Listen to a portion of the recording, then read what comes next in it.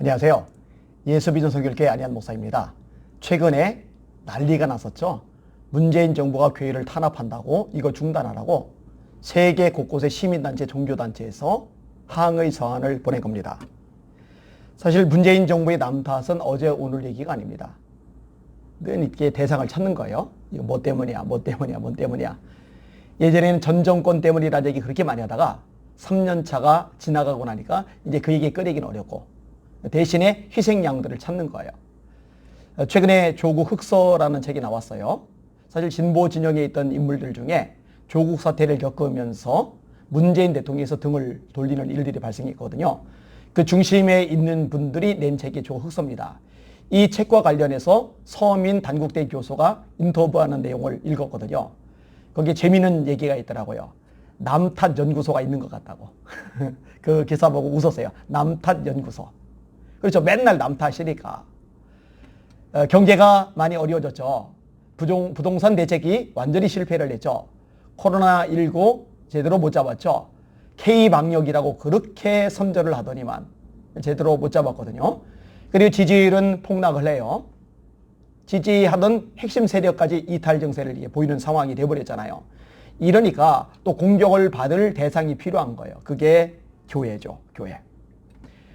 얼마나 교회들이 피해를 입고 있어요? 얼마나 교회들이 탄압을 많이 받고 있습니까? 정말 마음고생하는 교회들이 한둘이 아닙니다. 이런 상황에서 세계 시민단체, 종교단체가 들고 일어난 겁니다. 코로나19 대응 과정에서 종교의 자유를 탄압하고 교회를 희생양 삼는다. 이게 요점입니다. 규모가 어마어마해요. 57개국. 57개국. 그 다음에 단체는 266개 단체.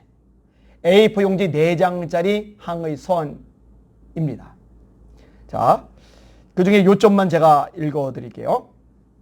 문 대통령을 비롯한 한국 정부는 최근 수개월간 코로나19 확산 책임을 교회에만 돌린다. 항의 서한의 내용입니다. 지난 여름 수백만 명의 한국인이 레스토랑, 카페, 노래방에 다녔지만 코로나 책임의 원인은 사회적 거리 두기를 준수하고 마스크 착용 등의 규칙을 지킨 교회만 뒤집어쓰게 됐다. 정확한 얘기죠. 교회 향해서만 거친 탄압, 감염 전파, 일반 대중엔 조치 없다. 맞는 얘기죠. 스타벅스, 파주 스타벅스, 롯데리아, 남대문 시장 이런 여러 지역의 감염 사례들이 언급이 되고 있어요. 읽어드릴게요. 교회를 향한 거친 탄압과는 다르게 일반 대중들의 행동에는 아무런 조치도 취하지 않았다. 사실이잖아요. 그죠? 사랑제일교회 관련해서도 이야기가 언급이 되고 있습니다. 한국은 자유의 기초에 세워진 나라인데 최근 정부가 보이는 일련의 행동은 종교에 대한 관용을 약화시키고 사회적 연대도 허물 수 있다. 불확실성과 걱정, 근심의 시기에 특정 집단을 싸잡아 비난한 것은 아무런 도움이 되지 않는다. 당연히 도움이 안 되죠. 앤 부알다 주빌리 캠페인 총괄 디렉터의 지적 내용을 읽어드릴게요. 지난 수십 년간 인권 신장을 위해 싸워온 한국에서 종교 박해가 벌어져, 명시를 분명히 했어요. 이건 종교 박해예요. 종교 박해가 벌어져 더 충격적이다. 문 대통령이 일련의 조치들을 제고하기 바란다. 종교의 자유는 뺏을 수 없는 권리이다. 여러분, 이 정도면은요, 문재인 정부의 교회 탄압이 얼마나 심각한지 누구라도 알 수 있어요. 이 정도 얘기하는데도 모르면은요, 그런 정신 연령이 아주 떨어지는 거예요. 이해력이 아주 밑바닥인 거예요. 아니면 진영 논리에 완전히 삼켜져 버린 괴물이든지요. 정상적인 눈으로 보면은 보이는 게 정상이죠. 제가 이와 관련해서 몇 가지 언급할 게 있어요. 첫 번째로 문재인 대통령께 이야기하고 싶은 게 있어요. 나라를 분열로 끌고 가지 마시고 통합의 리더십을 발휘하셔야 됩니다. 대통령은요, 나라를 쪼개면 안 돼요. 전체가 통합이 되도록 만드는 게 대통령의 역할 아닙니까? 근데 가만 보면은요, 자꾸 남 탓하면서 책임 소재를 한 곳에 떠넘기면서 분열의 정치를 하고 있어요. 그러면 안 됩니다. 절대 안 됩니다. 최근에 의사들이 단체로 들고 일어났어요. 공공의료 정책을 한다고 그러니까 그렇죠. 이번에 코로나 때문에 의사들이 굉장히 고생을 했는데 완전히 의사들이 뒤통수를 맞은 거예요. 이 코로나 사태나 지난 다음에 하지. 어쩌면 지금 복잡하기 때문에 은근슬쩍 넘기기 좋았겠다 생각했는지도 모르겠어요. 근데 의사들이 이렇게 단체로 들고 일어날 줄 누가 알았겠어요? 사표들을 내잖아요. 교수들이, 의사들이. 의사협회 회장은 내가 책임지겠다고, 내가 감옥 가겠다고, 참 멋있어요. 그렇게까지 나오잖아요. 그죠? 그러니까 문재인 대통령이 페이스북에다가 글을 쓰는데 이번에는 어떻게 하느냐? 의사들하고 간호사들하고 분열을 시켜놔요. 제가 그대로 읽어드릴게요. 전공의 등 의사들이 떠난 의료 현장을 묵묵히 지키고 있는 간호사분들을 위로하며 그 헌신과 노고에 깊은 감사와 존경의 마음을 드립니다.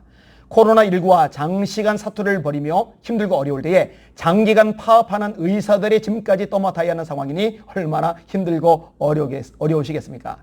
장기간 파업하는 의사들의 짐까지 간호사들이 떠맡았대요. 그러면서 토닥토닥 해주는 척 하는 거예요. 이건 아니에요. 대통령이 할 말이 아니에요. 마저 읽어보세요. 마저 들어보세요. 여기에 더하여 진료 공백으로 환자들의 불편이 커지면서 비난과 폭언도 감안해야 하는 상황이라고 합니다. 열악한 근무 환경과 가중된 업무 부담, 감정 노동까지 시달려야 하는 간호사분들을 생각하니 매우 안타까운 심정입니다. 의사들 때문이 아니라 본인 때문이죠. 본인이 그런 정책을 내니까 본인이 사과를 해야 돼요. 마저 읽어보세요. 이 부분이 아주 심각한 대목인데 지난 폭염 시기 5개 선별진료소에서 방호복을 벗지 못하는 의료진들이 쓰러지고 있다는 안타까운 소식이 국민들의 마음을 울렸습니다. 의료진이라고 표현되지만 대부분이 간호사들이었다는 사실을 국민들은 잘 알고 있습니다. 와, 이건 정말 쇼킹해요. 의료진들이 수고를 했다고 하지만 사실은 간호사들이 수고한 거다. 의사들 별거 아니다. 이렇게 가는 거예요, 지금. 이렇게 하면 이제 간호사들이 확 몰려서 문 대통령 편 들어줄 것 같았나 보죠? 이거는 아니에요.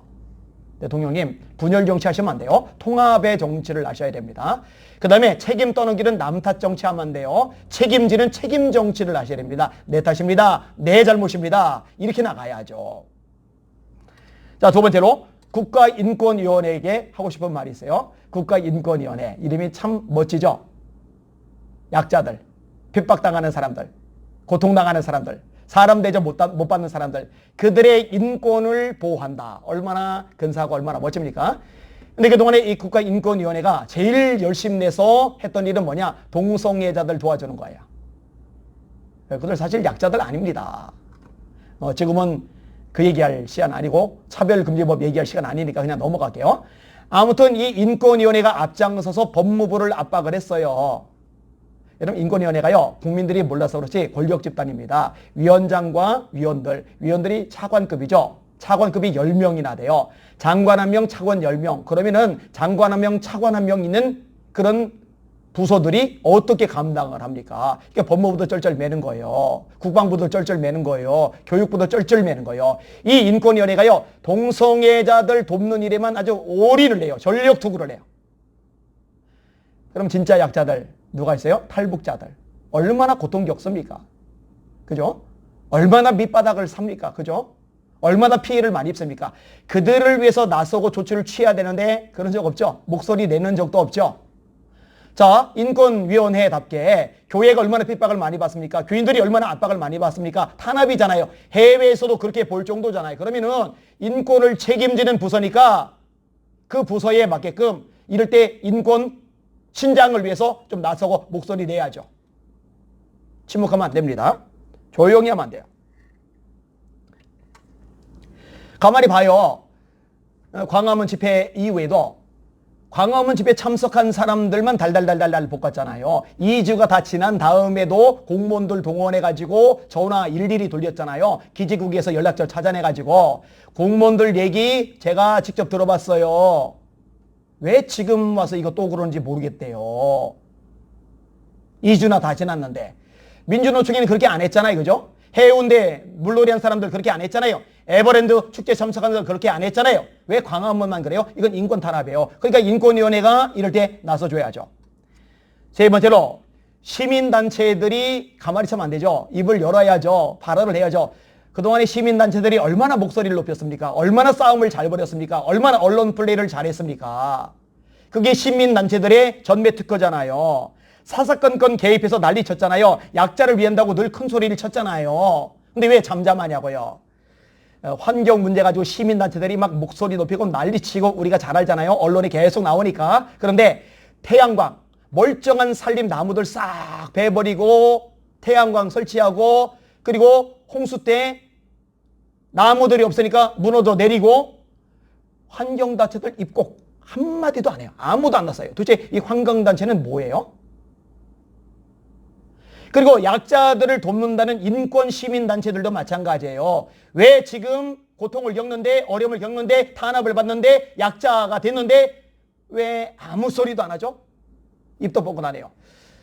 여러분들 이 정권이 영원하진 않아요. 지나갈 거예요. 다음 정권이든 뭐 그 다음 정권이든 어느 정권이든 간에 시민단체들의 목소리가 국민들에게 설득력을 얻으려면 형평성이 있어야 됩니다. 공정함이 있어야 됩니다. 정권에 따라서 권력자 눈치 보지 않고 동일한 잣대로 동일한 언어를 가지고 동일하게 자신의 소신을 밝힐 때 야, 저 시민단체는 진짜 환경을 위하는구나. 저 시민단체는 진짜 인권을 위하는구나. 이렇게 인정이 되는 겁니다. 진영 논리에 따라 어떨 때는 목소리를 막 높이고 어떨 때를 잠잠하면은 이거는요.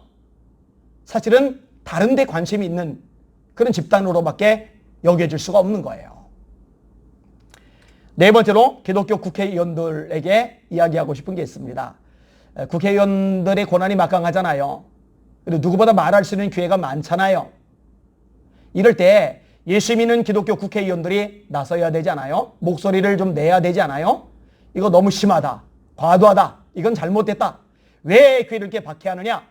더불어민주당이든 미래통합당이든 뭐 상관없어요. 어느 당이든 기독교인이라면 주님의 몸된 교회가 난도질 당하니까 주님의 몸된 교회가 엉망진창 두들겨 맞으니까 주님의 몸된 교회가 탄압을 받으니까 주님을 사랑하는 사람답게 나서서 이거는 안 된다. 이건 너무 나갔다. 한마디 해야죠. 저는 그게 옳다고 생각하는데요. 혹시 여론을 두려워하십니까? 사울왕이 사무엘에게 지시를 들어요. 아말렉을 진멸하라는 거예요. 그래 놓고는 양과 소 좋은 것들 살려가지고 와요. 그래 놓고 뻔뻔하게 왕의 명령, 하나님의 명령을 지켜대요. 그럼 양의 소리는 뭡니까? 소의 소리는 뭡니까? 그러니까 하나님께 제사 드리려고 살려가지고 왔대요. 그때 유명한 말이 나오죠. 순종이 제사보다 낫습니다. 순종이 제사보다 낫습니다. 계속 추궁을 하니까 사무엘이 뭐라고 대답을 해요? 백성을 두려워하여 그렇게 했다는 거예요. 백성들의 여론이 뭐냐? 살려오는 거예요. 그럼 재산이 되니까 엄청 풍요로워지니까. 근데 이걸 싸그리 무시하는 것처럼 행동하면 그 여론과 반대되는 모습을 드러내면 인기가 떨어지잖아요. 비난 여론에 휩싸이잖아요. 이게 두려운 거예요. 그런데요. 여론 눈치 못 보느라고 하나님의 말씀대로 못하니까 어떻게 되느냐? 인기를 누리느냐? 백성들에게 존경과 인정을 더 받느냐? 그게 아니에요. 하나님에게 버림받아요. 왕이 여호와의 말씀을 버렸으므로 하나님도 왕을 버리셨습니다. 결국 버림받은 존재가 됩니다. 그러니까 예수 믿는 국회의원들 여론 눈치 보지 말고 사람들 눈치 보지 말고 언론들 눈치 보지 말고 하나님의 말씀에 깎여서 주님의 몸된 교회에서 나서란 말이에요. 그럼 하나님이 기뻐하지 않겠어요? 모르드게가 에스더 보고 하만이 유대인 학살하려는 거 이 정보를 알려주면서 왕에게 가서 아뢰래요. 에스더가 망설입니다. 왜냐면 절대 권력자 아하수에로 왕이 잔인하거든요. 왕의 부름을 받지 못한 자가 30일인데 왕이 부르지도 않았는데 나갔어요. 그런데 왕이 금규를 내밀지 않아요. 그럼 왕비도 처형당하는 무식한 법이 있거든요. 그러니까 살 떨리는 거죠. 그때 모르드게 했던 말이 있어요. 네가 왕후의 위를 얻은 것이 이때를 위함이 아닌 줄 누가 알겠느냐. 너 잠잠하면은 너와 네 집은 멸망할 거다. 하나님이 다른 방법으로 구원할 거다. 네가 왕후의 위를 얻은 것이 이때를 위함이 아닌 줄 누가 알겠느냐. 이때 에스더가 목숨을 걸죠. 내가 죽으면 죽으리다. 그리고 나가서 아래요. 하나님이 에스더를 높여주시잖아요. 국회의원들 잘 들으세요. 여러분들이 국회의원이 된 것이 이때를 위함이 아닌 줄 누가 알겠습니까? 이때 하나님을 위해서 나서는 거예요. 이때 주님의 몸된 교회에서 나서는 거예요. 말씀 붙잡고 나서는 거예요. 하나님이 기뻐하실 겁니다. 눈도장 확실하게 찍을 겁니다. 하나님이 오히려 높여주실 것입니다. 하나님만 좀 바라봤으면 좋겠어요. 이런 분들이 좀 일어나야 돼요. 그리고요, 이런 분들이 일어나면 다음번 총선 때 기독교인들은 이런 분들에게 표를 몰아주는 거예요. 당신 용감하다. 당신 심지가 굳다. 당신 말씀에 바로 서 있다. 당신 정말 하나님 보기에 합당한 사람이다. 우리가 지난번 코로나19 이로 인해 나라가 어려울 때 당신의 모습에서 우리가 분명히 보았다. 이렇게 하는 거죠. 다섯 번째로 목사님들에게 말씀을 드리고 싶어요. 예배를 드리고 싶어서 우는 양들이 굉장히 많습니다. 저에게도 수많은 메시지가 와요. 목사님 눈물이 나요. 눈물이 나요. 울며 지내요. 울며 지내요.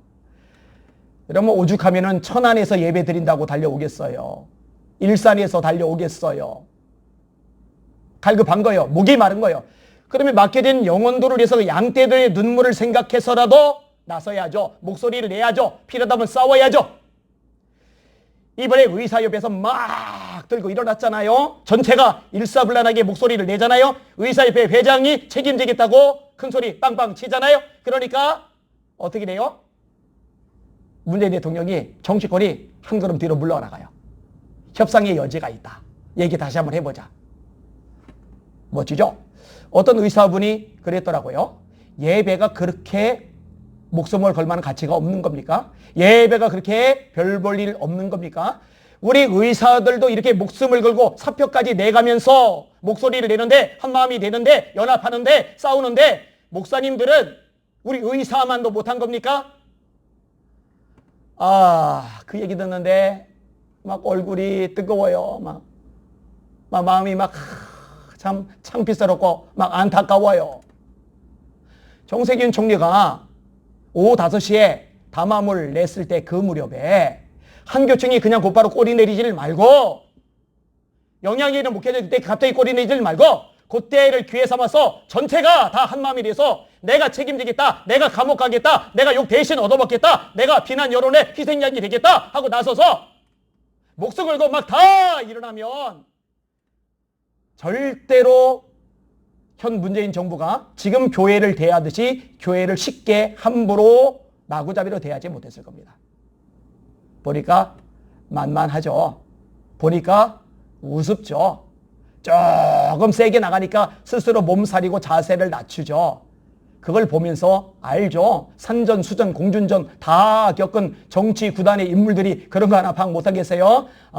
요쪽은 좀 더 세게 나가면은 알아서 몸살일 거다. 이렇게 결론이 나올 수밖에 없고 결국 그런 정책이 나올 수밖에 없는 거죠. 다시 한번 얘기해보자 하고 의사들에게 얘기하듯이 교회는 그렇게 얘기를 안 하죠.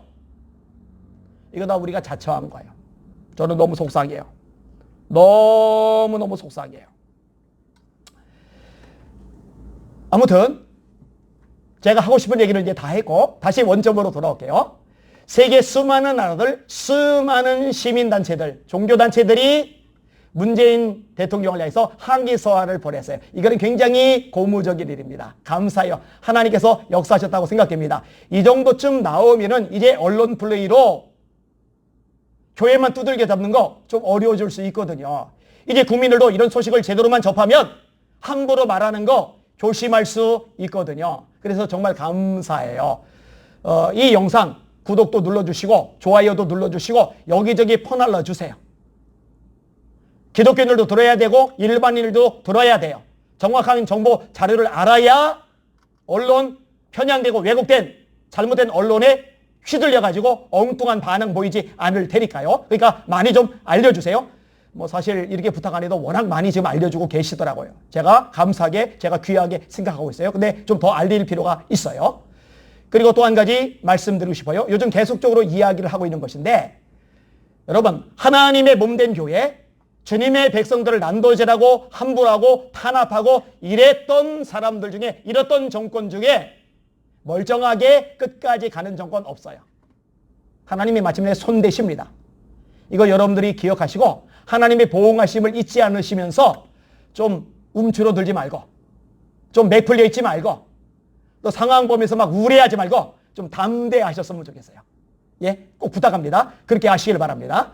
그리고 이것은 영적인 싸움이잖아요. 이 부분은 제가 수시로 반복할 거예요. 정치를 통해서 경제를 통해서 환경을 통해서 언론을 통해서 사람을 통해서 감정을 통해서 분위기를 통해서 문화를 통해서 수많은 잡동사리를 통해서 교회를 약하게 하고 목회자와 성도들 치고 누르려는 이 중심에 어둠의 영들이 있거든요. 우리의 씨름은 혈과 육을 상대하는 것이 아니요 통치자들과 권세자들과 이 어둠의 세상 주관자들과 하늘에 있는 악의 영들을 상대합니다. 그러니까 이럴 때 예수 믿는 사람들이 기도에 목숨을 거는 거예요. 그리고 영적 싸움을 벌이는 거예요. 이 대한민국을 삼키려는 공산주의 영들아, 예수 이름을 영령하다 떠나갈지어다. 이 대한민국을 타락하는 음란의 영들아, 예수 이름을 떠나갈지어다. 정치권 동의해서, 언론 동의해서, 환경 동의해서, 사람 동의해서, 또 유튜브 동의해서, 또 감정 동의해서, 이런저런 분위기와 환경을 동의해서, 맘카페 통해서 기독교 억압하는 흑암의 역사들아, 더러운 귀신들아, 내가 나서는 예수님의 이름을 떠나갈지어다 선포하시라고요. 그럼 하나님이 이 예수 이름의 권세를 가지고 역사하시고 기적과 능력을 나타내실 줄 믿습니다.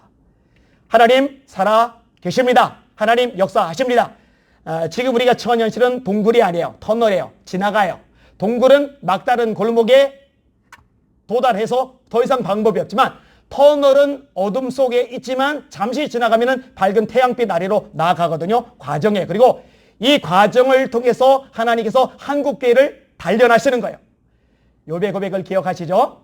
나의 가는 길을 오직 그가 아시나니 그가 나를 단련하신 후에는 내가 정금같이 나오리라. 여러분 성경은요 고난에 대해서 부정적으로 말하고 있지 않아요. 고난당한 것이 네게 유익이라. 이로 인하여 내가 주의 율례를 배우게 되었나이다. 고난당하기 전에는 내가 그릇에 강하더니 이제는 주의 계명을 지키나이다. 심지어 이렇게까지 말합니다. 내 형제들아 너희가 여러 가지 시험을 만나거든 한 가지 고난도 힘들고 미치겠는데 속이 뒤집어지는데 다리가 풀리는데 답답한데 머리가 까매지는데 여러 가지 고난 어쩌라고. 그런데 성경은 말씀해요.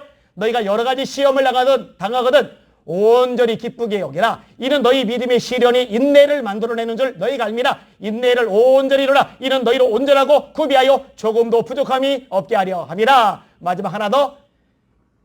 우리가 알거니와 하나님을 사랑하는 자 곧 그 뜻대로 부르심을 입은 자들에게는 모든 것이 합력하여 선을 이루느니라. 이 과정을 통해서 한국교회 단련하실 것이고 이때 말씀 아래에 서서 기도로 지나가는 사람들, 하나님의 뜻대로 살리고 발버둥치는 사람들, 이들은 정금같이 될 것이고 정말 하나님이 놀랍게 쓰시는 위대한 존재들로 우뚝 세워지는 찬스, 기회가 우리에게 주어진 겁니다. 그러니 이럴 때 하나님 바라보시고 하나님이 원하시는 방식으로 이 어둠의 터널을 잘 통과하시고 승리의 주역들 다 되시기를 예수님의 이름으로 축원합니다. 할렐루야.